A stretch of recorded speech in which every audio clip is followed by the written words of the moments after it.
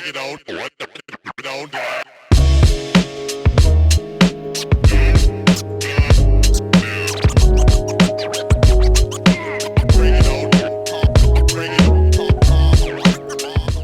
What's up, everybody? It's your boy, Jeezy Jenkins. Welcome to another episode of Worth the Conversation. My guest tonight is an educator, a best-selling author. You can also check him out on the final season of Fix My Life on OWN. Please welcome my guy, Dr. Steve Perry. What's up, Doc?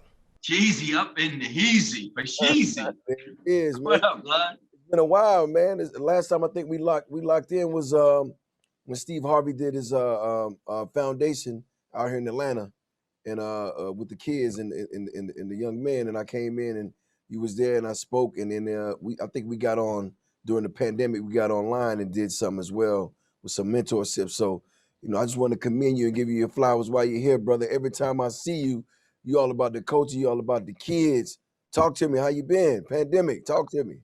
I'm having the time of my life, brother. If I woke up as anybody other than me, I'd be mad about it. But one of the reasons why you and I see each other in these places is because that's where you are. You there for the community, you there for the kids, you there for the culture. So you and I run into each other in these places because we are doing the same work. And I think it's important that people understand that. They see the tip of the iceberg when they see Jeezy, right? But they don't understand the implications of the tip of the iceberg. They don't see that there's so much more underneath. And one of the reasons why you and I end up in these spaces and we can chop it up the way we do is because we're doing exactly the same work. Wow. Literally exactly the same work. So I want to make sure that you get your flowers, brother, as often as they bloom.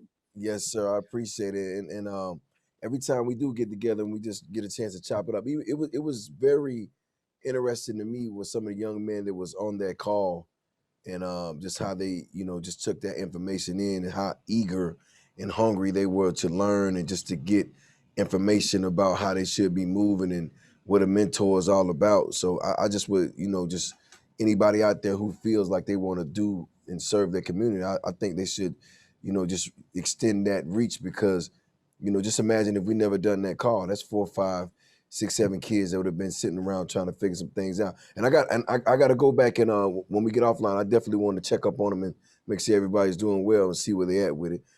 With this pandemic going, I know you guys have several schools, and we'll get into that in a second. But how you think this pandemic is affecting kids with all this Zoom learning and not being in class and not being able to have interaction with other kids and having to do this from home and not necessarily having parents there the whole time while they're schooling because people are out trying to make money? It's been crushing. One of the things about poverty, I'm going to speak about poverty and culture as if they're one and the same for a moment. They're not the same, but I do want to for 1 second. Black and Latin kids in particular. That's really who I'm talking about. And no disrespect to anybody else's community. That's just where I work. Right. The insulation of poverty is universal. One of the reasons why people feel like they got to own a block is because they don't understand that they're part of a larger city, state, and nation. Right. It's the insulation of that. And you know this so well. Like, you understand it on so many levels. You got a PhD in this. So when you feel like you ain't got nothing but this trailer, you feel like you ain't got nothing but this housing project, your life feels so insulated. And then leaving that community feels like you could fall off a cliff. Right. And so you stay in this space like a frightened animal where you don't, you're always looking over your shoulder for fear. What the opportunity to educate yourself, your mind, does is it opens you up to the world. I had to go, back and forth with my youngest son last night, who, loves music and, already made his mind up that he's going to be this music creative, whatever person. And I'm trying to break it down to him, not so much about to dousing his dreams, but explaining to him that you have to learning algebra for the sake of learning algebra is a fool's approach. Learning algebra so that you can build the muscle up to be able to do something that you don't want to do later on in life is what it is. You got to understand the game of education. When our children are insulated in their homes, separated from the opportunity to learn, that insulation becomes toxic. And what's happening is our cities are on fire, man. And when you say toxic, what do you mean by that? Meaning that it's one thing if, let's say, you and your wife, me and my wife decide we're gonna go down and we're gonna go hang out on an island. And that's a decision that we make. You understand? So for us, that could be cathartic. It could be an opportunity for us as couples to just spend some time with some people, give a break, just really just build, right? But if you put us in a space where we can't leave, right, and you don't allow us to leave, and you deprive us of the most basic of humanity, we start to change the way we look at this experience. Now it ain't fun no more. Now this becomes toxic because now it's limiting the resources and endangering our very existence because we're saying, this is all I got. It's a zero-sum game. What a lot of cats in the hood struggle through is they feel like shine is finite, meaning there's a limit to shine, as opposed to shine is infinite. So they don't feel like they can say, all right, Jeezy, that's dope what you're doing. Like, that's awesome what you're doing. They feel like they got to take something from you in order to get theirs. They got to steal your bike in order to ride a bike. Like, it's not enough for everybody to go around, which it is. But it's like just because you're shining don't mean I'm gonna shine less. And another thing you said that I took notice to was when you say they're in their habitat and that's how they're living, it's almost like you have to eat off the land. In order to eat off the land, you have to be alpha in so many different ways, and that causes you to try to control the environment you in with either fear or ignorance, because that's how you maintain and that's how you eat off the land. And I just think and you're right. So it's hard to leave that, because if you go 5 blocks over, you might not be able to eat the same, because there's a whole nother alpha situation over there where somebody's using that to eat off the land. So I definitely understand where you're coming from with that. I just feel like, it's just crazy to see, like, as black men, and as leaders, and what I can say, let me say this though, what I have seen in some of these situations now is when these situations are happening with black kids and black elders, you do see these guys step up because they know they have to protect that land and that block now and that property and who they are. But it's crazy because we'll go out there and defend it all day, but we might not even own as far as a mailbox over there. You know we don't even own the television that we watch. Right. We got our renter center. Right. We paying $25 on the week just to have a TV that's so damn big that you got to step outside to watch it. Right. We got what we as black and Latin people and poor people in particular, what we understand is materialism. We don't understand capitalism. Right. We understand how to buy things. We don't understand how to produce things. Right. And when you put people who don't know any better in a space with other people don't know any better, you get a hill of ignorance, not a lack of intelligence, but that comes from strangling us out. It is the proverbial knee on the neck of our community. Right. And what happens is the people who could give us some salvation, who could lift us up out of our circumstances, are not trusted by those of us in the community, because we feel like if you left the community, you're no longer one of us. We're one of the only communities that you still got to be down in order to be down, which is insane when you think about it. Like, you got to be as bad off as I am in order for me to understand that you understand how bad off I am. I hear you, Doc. I got to go to break, but when I come back, it's more with Dr. Steve, and we're talking about kids of color in schools across America, right here on Worth the Conversation. What up, everybody? Welcome back to Worth the Conversation. I got my guy, Dr. Steve Perry, here, and we're talking about the needs of black students in America. What I saw, what happened with Nipsey Hussle, hurt my heart, because I know his heart. I know what he was trying to do. I know what he was about. I know what he stood for. And the fact that he was in his shopping plaza that he bought to employ people over there, and his student learning centers and all the things he was doing to try to make the community a better place, that type of thing could happen to him there. And he was down, is what I'm saying. So it's almost if you damned if you do and you damned if you don't. Bruh, let's be clear.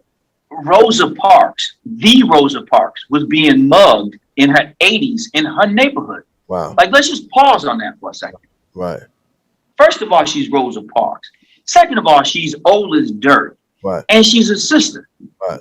What could she possibly have that would make you feel like you have to be an animal Right. and try to harm her? Right. What happens is that toxicity when you feel like there is no way out. Mm-hmm. And so what happens is the basic humanity is lost when you enclose people in a space. Now that person who in a developed experience and developed society and developed community would be somebody we take care of because they are weak. When you find yourself in this feral community where people don't feel like there's any way out because she's weak, she becomes a victim.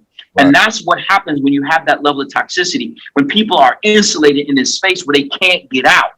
It's what makes one person say that this crime that I'm committing is a zero victim crime, because for them, they feel like it moves them up some. Right. I didn't hustle when I was younger, mainly because I'm from Connecticut and it's cold up here. So standing outside trying to sling dope was not it. Right. Like, it was just too damn cold to be waiting for some pages to come over to me. It's just cold. Right. Plus, I'm light skinned and I was really skinny back then. I was just figuring that me in prison were not going to be a good look. Yeah, right. It just wasn't for me. That plus, I was part of things like sports and people believed in me beyond what I could see in myself. But there were other cats who were involved in it, who I was really close to. And for them, the belief was, if I don't get this now, it ain't ever going to happen for me. Right. That's what happens when you insulate people. And that's what's happening during this time of the pandemic. Black and Latin poor kids have been done so badly by our schools. Jeezy, I tell you this.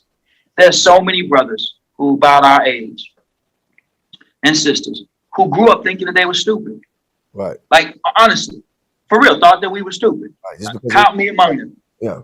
The way count me among them. Right. Because the system, and the system isn't this inanimate object, it's adults of all colors, but mostly white, teachers and principals, doing the things that are so insidious that we wouldn't even see it happening. It's like carbon monoxide. By the time you smell it, right, they coming to get your body out the garage. Already done. Wow. And so what we don't even recognize is that these people who we let into our community and we pay them to teach our children, to put us in a position to help us to get out of the toxicity, to move out of this space, are suspending and expelling our children from the time they're 5 years old. Black children only make up 18% of the kindergartens in the United States of America, yet they make up 48% of the kids who are expelled or suspended. Right. Let's take that one step further. If you don't read at grade level by the time you're in the third grade, there's a 75% chance you will never read at grade level in your life. Wow. 75% by the time you're 9. Let's keep going. Those kids who are suspended or expelled earliest are suspended and expelled the most. Also the most likely to drop out and the least likely to be literate. When you go to our youth prisons, in some states, as many as 48% of the children in there are Black and Latin. Wow. 75% of them cannot read a Yahoo, Google news article. Wow. This is not a system of individuals. It's a system of a product. Every single one of us is involved in this system. And every single time we send a kid to a school where we know that child's not going to learn, we know she's not. Wow. And we blame the single mother, say she ain't about that life. She don't really care about it. Stop lying on that sister. Stop lying. Right. Stop lying on her. She might come up to the school and act a fool. Be clear. Right. Many sisters come up to the school like, I fight dudes. Okay, sis. What is that? What are you even talking about right now? Like, you sound completely crazy. First of all, you got pajamas on. Right. Second of all, we don't need to be like, what I look like fighting a sister in pajamas in school. Like, what you sound crazy. Right. But I understand how she got there. She sees me in this bow tie and this jacket, and she sees me as part of the problem. And she's right. She's right. By virtue of the fact that this is how I earn my living, I am in part of the problem, except for the fact that we started our own schools because we know that system is about the BS. Right. What happens is when you keep feeding our people this poison, you have them believing that they don't read really well, they don't compute really well, and then they think that they are hopeless and that they gotta do it now. They gotta hustle now. They have no faith in the system, and they shouldn't. Right. They know that there's a higher probability of their brothers, cousins, fathers, and uncles going to prison than to Princeton. So they know that. But you're saying prison and prison. So let me ask you this: do you think the system adds on the toxic masculinity? I know that the system takes the notion of toxic masculinity and uses it against black boys in a way that no one else does. What it does is it justifies. We're talking about 5-year-olds here. I just need people to understand. Little cherub cheek, little chubby face, little boys, suspending and expelling. I was kicked out of pre-K. I was removed from it. I was removed. Right. Because they felt that my behaviors were so problematic that they had to kick me out of pre-K. I was 4. What the hell? The alternative school, all middle school, just so you know. so you understand, but you understand what I'm saying. And then the thing was, when I went to alternative school, it was end up to be the special ed class because they didn't have any other rooms. But just imagine what that does to you mentally. Not that there's a problem with you being in with kids that are at that learning level, but that's where they put. But it is though. No. But it is. Yeah. But it is. No. But it is. Because what happens, and I need people to understand this. This is one of the reasons why I deeply love and respect who you are, and I mean this sincerely, brother. It's not just what I'm saying to you; it's what I say about you, and that's what I say about you is how much I deeply love and respect the work that you do. So let's just stay here for a second. In those classrooms, in that school, let's say other kids are learning to, let's say y'all are learning to count to 10. The kids in the regular ed or advanced classes are learning to multiply by 10. Right. Their mind is being built up where their confidence is being built up. When you build up somebody's confidence, you build up their competence. When you think you can learn to read, write, and compute, you take on tough topics like calculus. But when you don't think you can do it, you won't even try it. So what they've done is what Carter G. Woodson talked about in The Miseducation of Negro. They send us to the back door so many times that when there is no back door, we will cut one for ourselves. We don't even understand sometimes how we as a community buy into this foolishness. How many times have we seen or said about a black-run business? You know Negroes own that. Right. Because it's bad. When we see a child who's African-American doing poorly in school, badass kids. Whoa, they're kids, man. Stop. What are you talking about? Right. What are you talking about? Let me tell you what happened. In one of my schools, just true story. I met this young brother in Atlanta when I was working at CNN. His name is Stephen Stafford. He was 16 years old when I met him. He was a sophomore at Morehouse. And so I said to his mom, this is more not even as an interview, just as a father with 2 sons. Well, how did you get your black son in the Morehouse at 16 years old? And he's a sophomore. Well, she homeschooled him. Well, why'd you homeschool him? She said, I didn't believe in these schools. I didn't think that these schools were going to treat my son right. And she said, I felt like my son was gifted. What do you mean? Well, because I grew up in the slow classes. Nobody put me in gifted anything. For real. I stayed back when I was in the 3rd grade and, was taking remedial reading classes up until I was in high school. There was no Dr. Steve Perry on the horizon. Right. That was not what we were working towards. I was still living in the projects, so I was a sophomore in college. So a lot of this stuff, even though I studied it, was new to me as a person. You dig? So I'm trying to figure. I'm doing some ear hustling for me as a father. Like, so how did you get your son to perform so well? So she said that I talked to mom and dad, and they said that every time they felt like their son was doing really well, they would go to the school. They went to different types of schools, neighborhood schools. They went to private school. Nobody felt like believed in their son like they did. So they pulled them up out of school. Anyway, so they tell me about this Gifted and Talented program. I said, well, how did you even know about a Gifted and Talented program? Well, we found it on the internet. Well, we find everything on the internet. So I go back to my school and I say, I met this gifted child down in, whatever gift it is. I met this gifted child down in Atlanta. He can't be the last gifted black boy in the United States of America. We ain't got nothing but black kids in our school. So, damn it, let's roll the dice. Let's see how many we have here. Right. There's this test that they take. The 7% of the children who take it are found to be gifted. And that people like Lady Gaga, Mark Zuckerberg, they've all taken this test and went to this program in Johns Hopkins in Baltimore. So I connected that program, had them come up, administer the test at my school, because I didn't want anybody to say I was doing things funny, because racism is real. And so if some of my kids tested it, I didn't want people to say I cheated. Right. Well, lo and behold, almost a third of our kids test into this gifted and talented program. Man. Poor Black Latin school. Almost a third. So I'm like, so the first challenge that we have is I got to call parents and I got to say to them, sis, I need you to understand, your son is gifted. No, he ain't. He don't know how to put down toilet seat. No. He really is gifted. Like, it's like, that's just y'all. That's not my test. It's not my test. So sometimes even the parents didn't believe it, because we've been fed this poison for so long that we can't do well in school. They would tell me stories about, I'm bad at math. I stayed back in. Come on, sis, stop that. That's the thing. They don't see it in themselves, so they try not to see it in their kids. And right. That's a real disadvantage. It's like having a friend tell you that, you can't do something because he doesn't see it in himself. And when you're a child, you're going to listen to your parents. And my dad told me that I was a failure. I would have grew up believing I was a failure. There's no way around that. Wow. Right. I got to take a break, but when I come back with Dr. Steve, we're talking mentors and mentorship right here. It's Worth a Conversation. Let's get it. Welcome back to Worth a Conversation. I'm still tapped in with my guy, Dr. Steve Perry, and we're chopping it up about manhood and much more.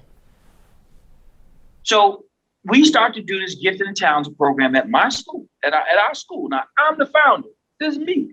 My brother founded this school. I'm hiring people of all cultures and colors and, whatever, black people, white people, mostly black people, whatever. So then white people start coming to our school. They start sending their kids to our school because we got the gifted and talented program. So they know better. They're like, oh, okay, we get that for free. They come in like, okay. My school was 85%. No, I'm sorry. It was 92% Black and Latin. My gifted program at my school becomes 85% white. Wow. So I look at the numbers. I'm like, what the? So I get my staff in the room. We shut the door and I let them have it. Are y'all kidding me?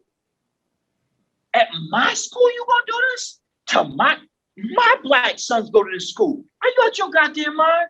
Right. What y'all gonna do? You gonna get your asses out there. You gonna find some more gifted black kids. Well, they don't want to take. I don't give a damn if they want to take the test. Nobody asked, 8-year-old they want to take the test. You gonna ask them if they want to take. What are you talking about? Do they want to take the test? Of course they don't want to take the test. They're 10 generations deep in the deepest racism that the world has ever seen. Brother, I told you I was in Puerto Rico yesterday. I'm sitting there talking to this Latin brother, to this Puerto Rican brother, and I'm telling him, he's like, yo, what's going on up there? Like, what are y'all doing? Like, what's going on? And I'm talking to him about, black people. He starts laughing. And I'm kind of embarrassed. Like, why are you laughing? He said, you ain't black. You're the same color as the rest of us. He said, people call you black? He said, that racism stuff is something. He said, you guys call us the second world down here in Puerto Rico and y'all shoot people who are your color? Right, it's crazy. I felt some kind of stupid. But the point that I'm making is that even in my own school, people who I'm giving bread to, who I'm paying their mortgages, paying their student loans back, that racism is so insidious that it made its way into my school. And I had to blast them. Like you can imagine, I would blast people when there are not cameras on. And the craziest thing is, like, we taught as a culture, when you hear the word test, you automatically clam up. It's just like you go to school for PE, you go to school for lunch, you go to school for first period. The minute it's time to take an exam or a test, it's just like everything goes out the window. And I think it has a lot to do with the upbringing as well, because I have a little she will be my cousin. She's so advanced. Like she's in every special class you can get into. She's looking to go to Harvard right now. She's about 16 years old, so advanced, sweet girl, and she lives with my father and his wife.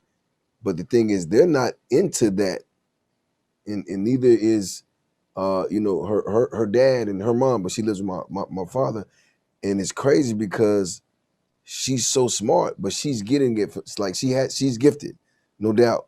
But being able to go to those types of schools and classes is bringing that out of her. It's not even in the household. You know what I mean? It's not there. Dr. King said that a school should be so good that you can't tell who that child's parents are. There you go. That's what the purpose of education is, to elevate. Right. If you go to, just bear with me for a second. Every form of religion, the person who's at the front of that, whether it's a pastor, imam, rabbi, right, sheikh, all those words mean teacher. Right. All of them. And who do we say is closest to God? The pastor, the teacher.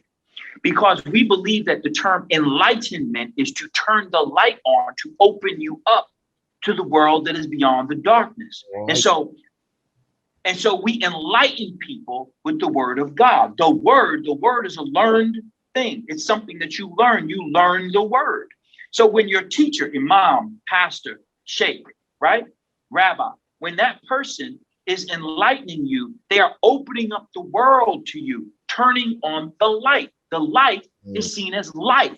Education is life. Every single thing that lives learns. A tree learns. A dog learns.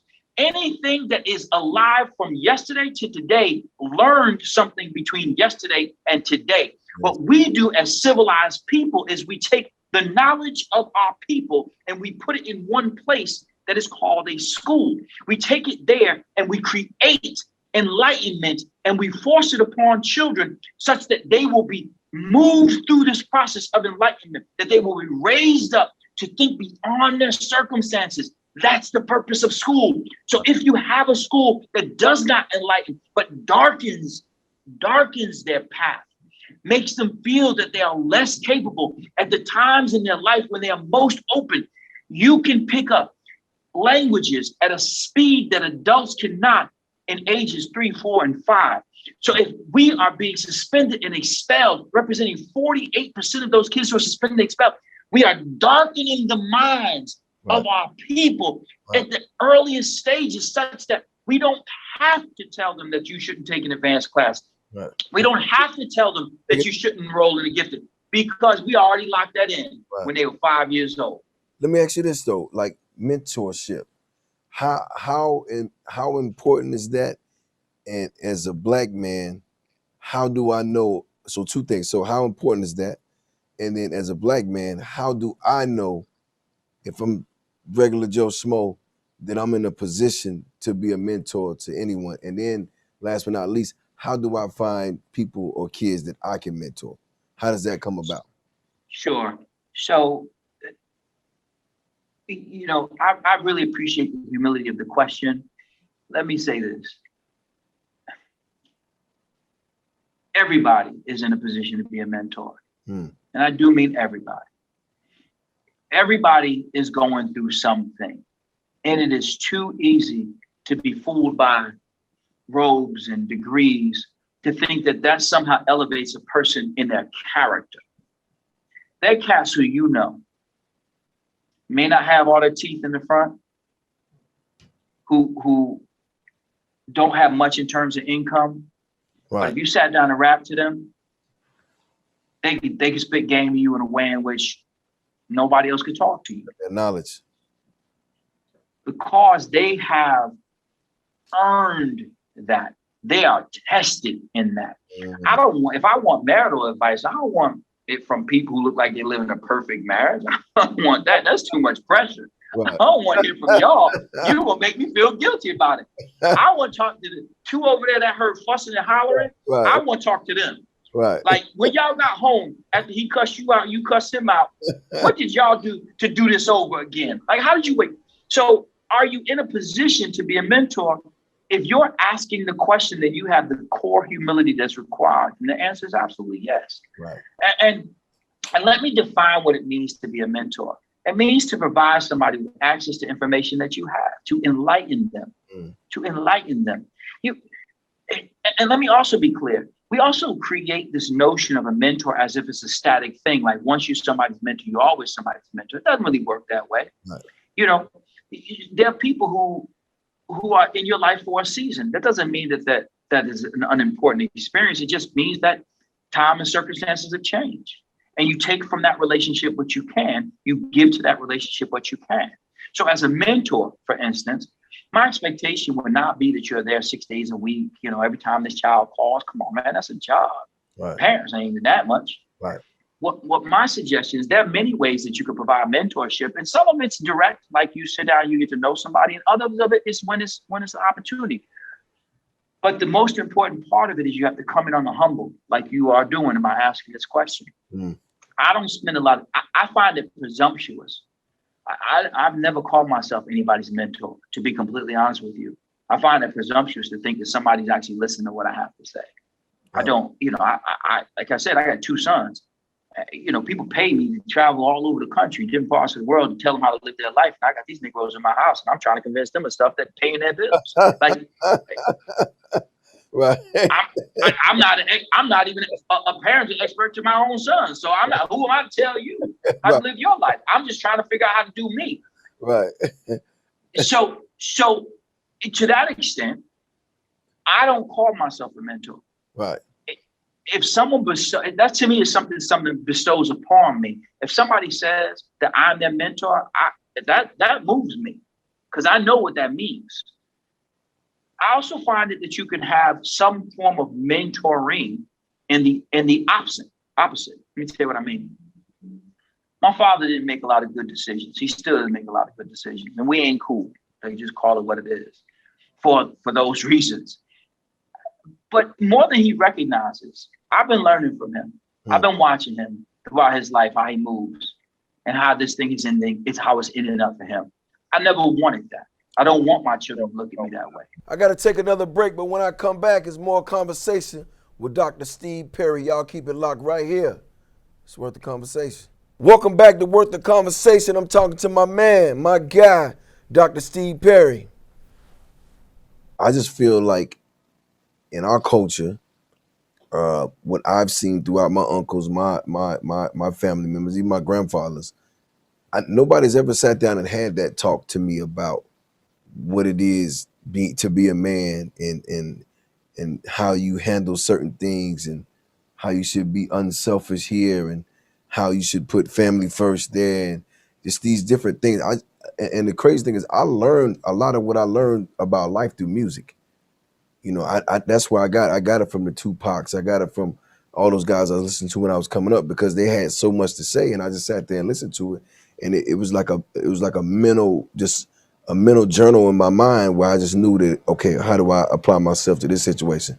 So I'm saying that to say, like, what do you think that lack of information comes in for us culturally? Like, and then how does it affect us when we're in our 30s and our 40s and we trying to figure these things out and we have no playbook?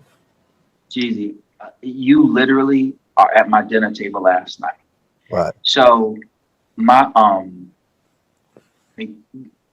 so last night, my son and my niece now lives with us, my brother's child. So she's over. She stays with us now. So I sent her to one of our schools, pull out of her school, put in our school. My brother's out doing his own thing. And his child's mother was over to the house. And I was explaining to them just what you just said, what it was like for me to grow up. I'm 51 years old. And I'm explaining to them for the first time, we sitting down my youngest son is 15 and she's 16. My niece Nyla is 16. My son Walker is 15. So we sitting there and I'm explaining to them that you don't understand how I learned what I learned. Every Friday night, my mother had me very young, as I mentioned, on her 16th birthday. So by the time she was 26, she had a 10-year-old. Right. So they didn't know no better. So they were out in the 70s, out partying like everybody else, doing all kinds of whatever people did, whatever young grown people did at that time. And I watched my fathers and uncles literally try to kill their wives and each other.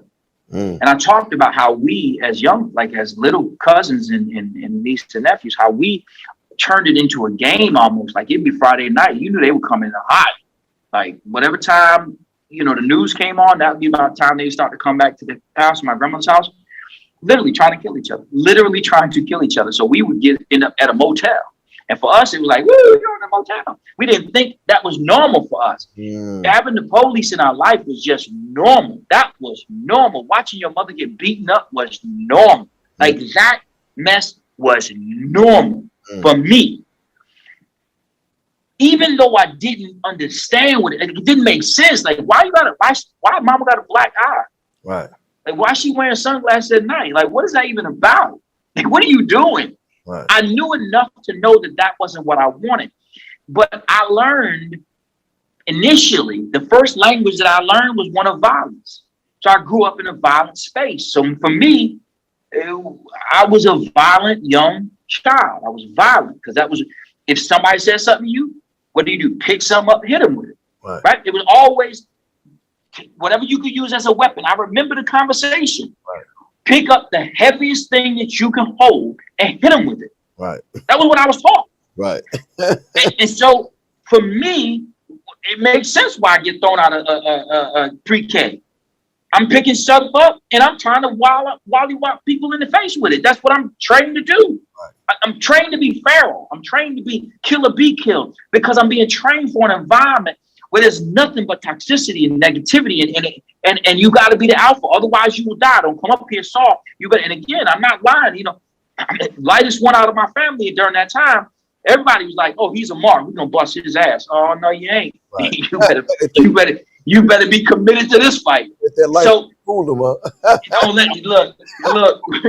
You better pack a lunch, homie. We're gonna be here all damn day. So understanding that the complexity of this was what we were taught. And what's so scary to me is to watch the children that I have the pleasure and honor to educate being taught the same goddamn thing. The same animal, kill or be killed. The same sick, demented mentality. And it is sick and demented. It is so sick and demented. Two sides to that too, because as black men, we have emotional guards and roadblocks when it comes. So imagine being raised that way, and then when you get to a state where you're an adult now, you still got all these emotions, so you don't even know how to connect. You don't have enough empathy to sit down and tell someone, you know what, I was wrong. I was out of pocket, and going forward. You know what I'm saying? Even though it's in your head. Even though it's in your head. Jeezy, let me take it one step further. I don't know how to cry. Right. I don't know how to cry. Me and you both. I don't know how to cry. Me and you both. And I honestly think that many times that my wife and I have been in an argument, and she starts crying, I think, damn, I wish I thought of that first. Maybe if I had stuff. Right. Like, if that's how it's going, now she wins because she cries first. Right. What do you think that is, though? What do you think that is? I know what it is. I know I was trained. I know we trained black boys to stop crying as soon as they start crying. We say to black boys, stop crying before I what? Give you something to cry about. Now, how's that possible that you and I, who did not grow up in the same house, right, did not even grow up in the same state, right, how is that you can finish that sentence? Right. That's real. And it's crazy. It's because that's what we were taught.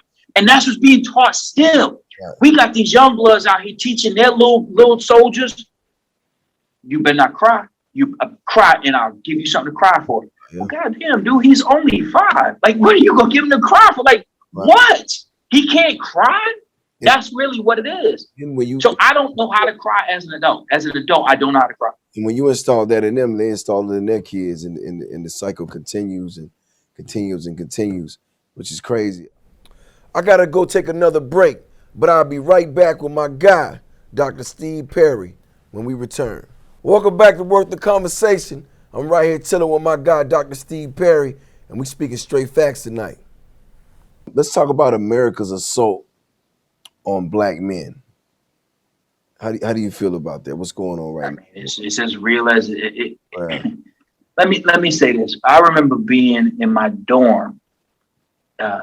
My father had just gone to prison, and no, he just gotten out, and my brother had gone, and I was in my dorm, and Rodney King had gotten destroyed by those cops. Right.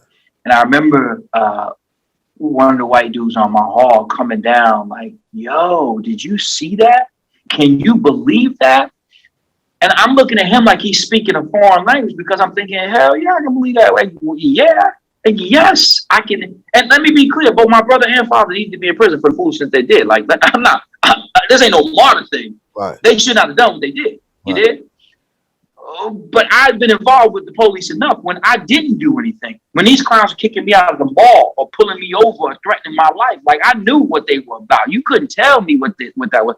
So when I saw that, I was not surprised that it happened.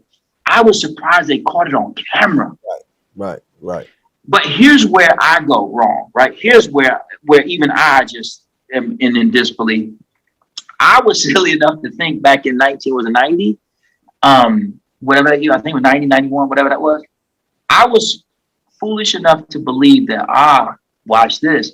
They got your ass on camera now. You can cut that foolishness out. You gonna stop now. I bet you stop now.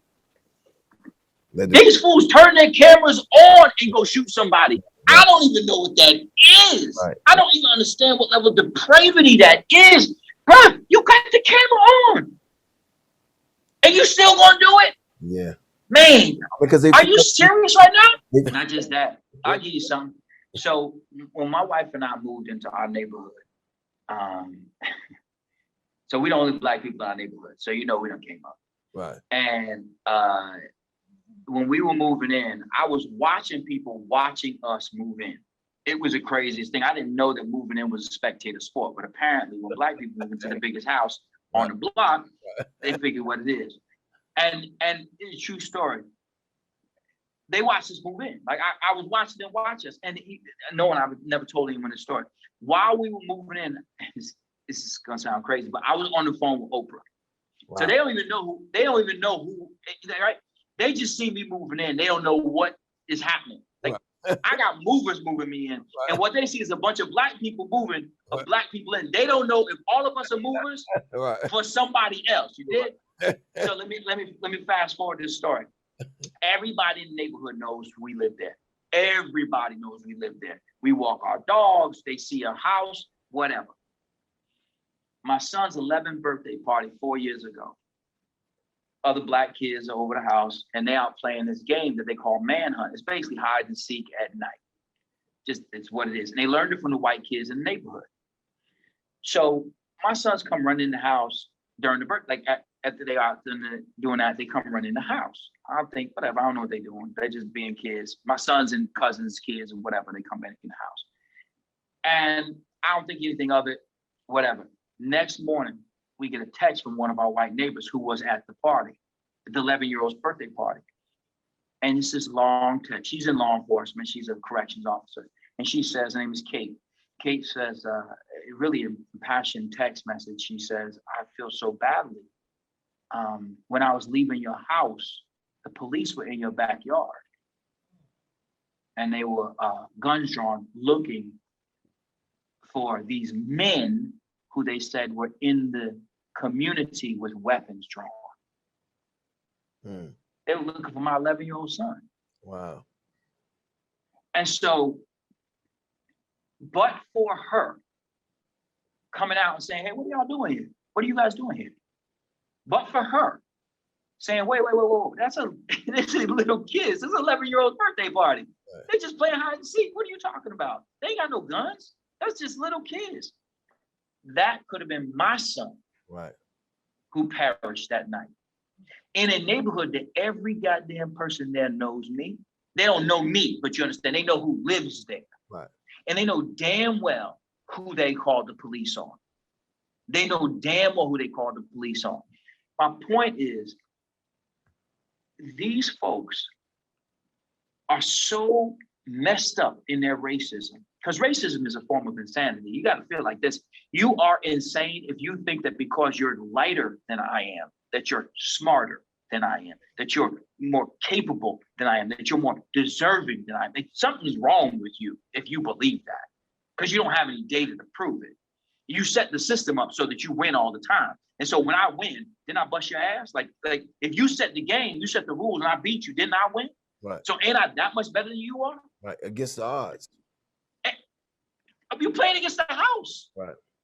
They got the schools, they got the justice system, they got the government, they have they have the banks, they have everything. And then what happens is a couple of liberal white people will come along and they'll talk about equity and inclusion. They ain't talking about self-determination. You know, imagine if we actually went for revenge as opposed to reparation. Man, we really went for that.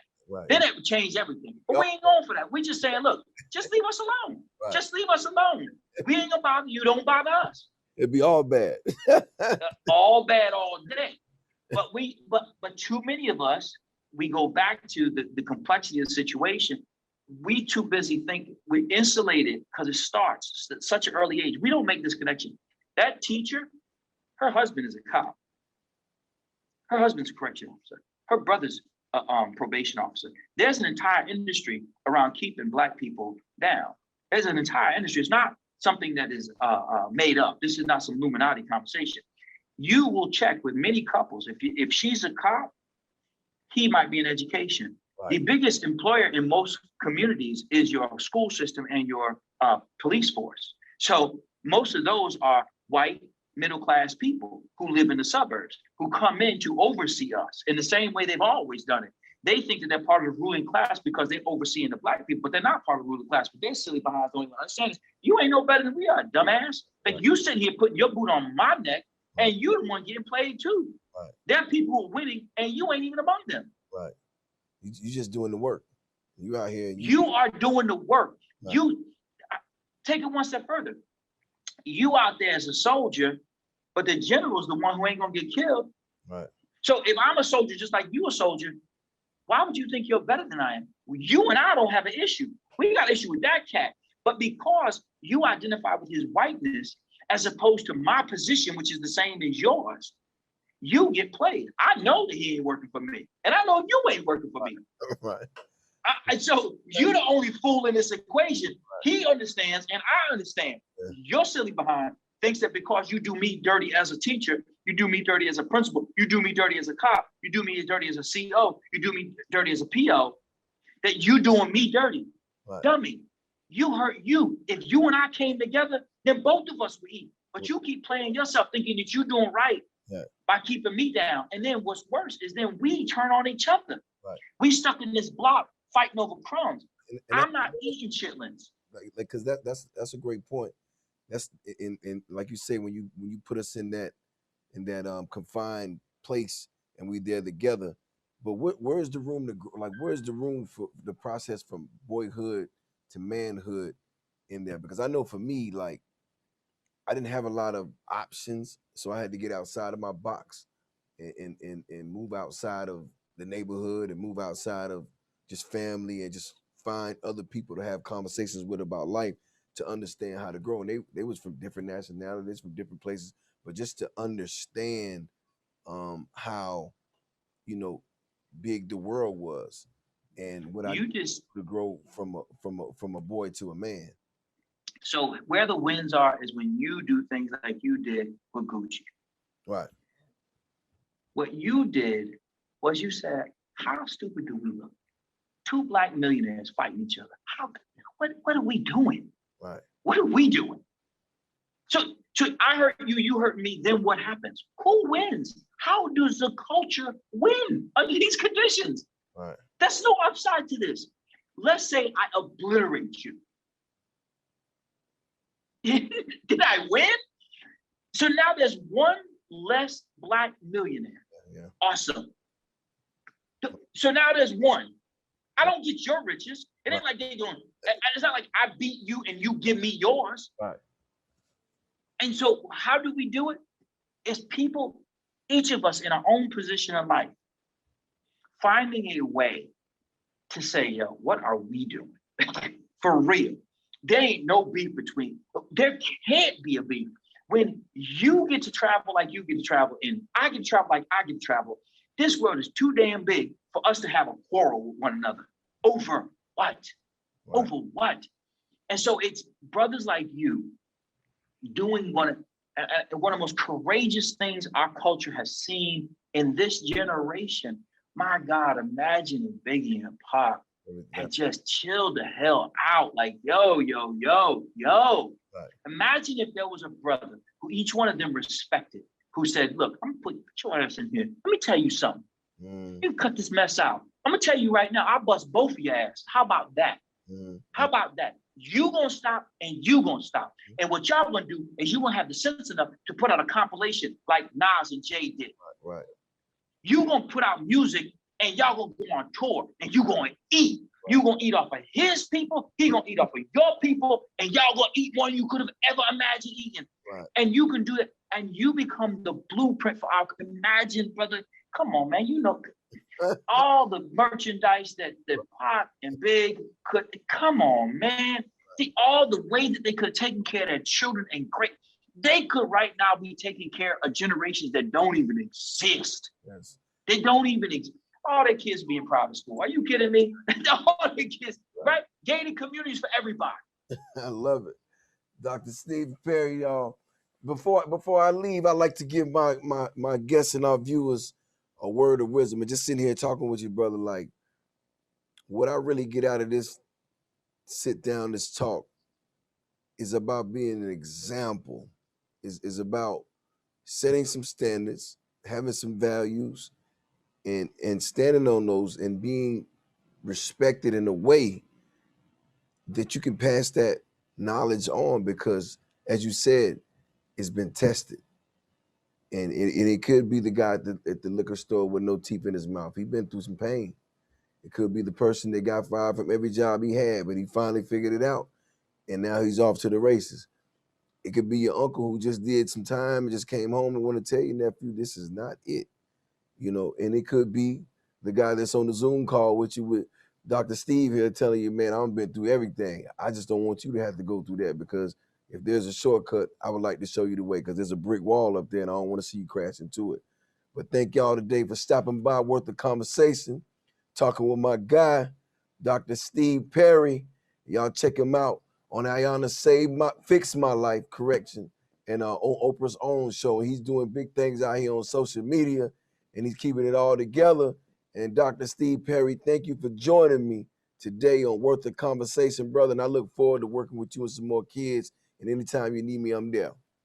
Back at you, bro. Love.